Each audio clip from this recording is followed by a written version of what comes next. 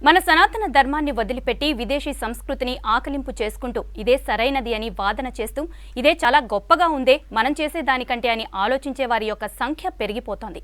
ఇంకా ఏమైనా అంటే కాలం మారింది కదా అని రంగు పులుముతూ కాలంతో పాటు మనం కూడా మారాలి కదండి అంటూ వాళ్ళు చేసిన తప్పుని కప్పిపుచ్చుకునే ప్రయత్నం చేస్తారు. అలా కలుషితమైన వాటిలో మన వివాహ వ్యవస్థ కూడా ఒకటండి. దేన్ని వదిలిపెట్టలేదు మనవాళ్ళు. దానిలో వివాహానికి ముందు చేసే రిసెప్షన్ కూడా ఒకటి.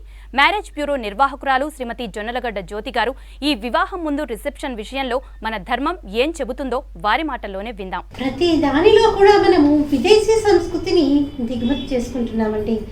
ఆఖరికి మనము మన వివాహం అనేటటువంటి క్రతువుని కూడా వదిలిపెట్టలేదండి. ప్రతి దానిలో కూడా మనది కాని శాస్త్రాన్ని మనము మనది అన్నటువంటి భావనతో చేస్తూ దానివల్ల అభ్యున్నతిని పొందుతున్నారా లేకపోతే వాళ్ళు ఇబ్బంది పడుతున్నారా అన్నటువంటి విషయాన్ని మనం ఆలోచించట్లేదు. ఇక మనము వివాహానికి ముందు రిసెప్షన్ అని ఏర్పాటు చేస్తూ ఉంటాం. వారికి వివాహం కాలేదు, కన్యాదాత కన్యాదానం చేయలేదు, సుముహూర్తం కాలేదు, అర్ధరాత్రి ముహూర్తం అని కన్యాదాత ఏం చేస్తున్నాడు? పాపం వచ్చే వాళ్ళందరూ కూడా భోజనం కోసమే వస్తారు కదా, కాబట్టి ముందుగా రిసెప్షన్ ఏర్పాటు చేద్దాం, తర్వాత నేను కన్యాదానం చేద్దామని రిసెప్షన్ అని ఒకటి ఏర్పాటు చేస్తున్నారు. అది ఎంతవరకు సబబు చెప్పండి? ఏదీ కాకుండా అంటే కన్యాదానం కాలేదు, సుముహూర్తము కాలేదు, వధూవరులిద్దరూ బ్రహ్మముడి వేయలేదు, అసలు సభకి నమస్కారం వధూవరులకిద్దరికీ కూడా బ్రహ్మముడి వేసిన తర్వాతే సభకి నమస్కారం చెయ్యాలి. అలాంటిది వివాహానికి ముందు రిసెప్షన్ అన్నటువంటి పేరుతో వధూవరులిద్దరినీ కూడా పక్క పక్కన కూర్చోబెడితే వచ్చినటువంటి ఆహ్వానితులు ఏమని ఆశీర్వదిస్తారు వారిని? ఒక్కసారి మనం ఆలోచించాలి కదా.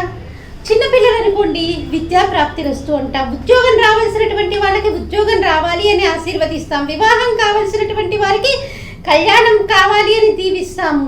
మరి వివాహం చేసుకోబోతున్నటువంటి వారిని మనం ఏమని ఆశీర్వదిస్తాము? వారు దంపతులు కాలేదు, ఇద్దరు వేరు వేరే అన్నటువంటిది లెక్క. ముహూర్తం కాకముందు బ్రహ్మముడి వేసేంత వరకు వాళ్ళిద్దరూ ఏకం కారు. మరి అలాంటప్పుడు వాళ్ళిద్దరిని ఏమని ఆశీర్వదిస్తాం? వివాహం నిశ్చయమైంది కాబట్టి శీఘ్రమేవ సుపుత్ర ప్రాప్తి రస్తు అంటామంటే ఏమని ఆశీర్వదించినటువంటి?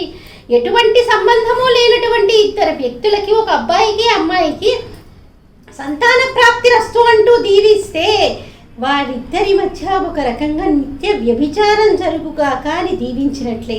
అవునా కాదా చెప్పండి?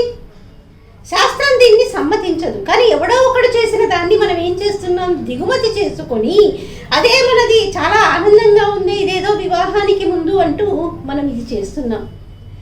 కన్యాదాత కూడా తాను చేసినటువంటి గొప్ప క్రతువుకి శాంతిపూర్వకంగా అన్నదానం చేయాలి. మరి ముందే చేసేస్తే ఏమైనట్టుంది? అంటే వచ్చినటువంటి ఆహ్వానితులందరూ కూడా చక్కగా భోజనాన్ని చేసి వాళ్ళిద్దరి పిల్లల్ని ఆశీర్వదించమని మనము భోజనం పెడుతున్నాం. అంతేకాని మీరు భోజనం కోసమే వచ్చారు కాబట్టి వివాహమైనా కాకపోయినా వచ్చి ఆశీర్వదించి మీ దారిన మీరు వెళ్ళిపోండి అని కాదు కదా.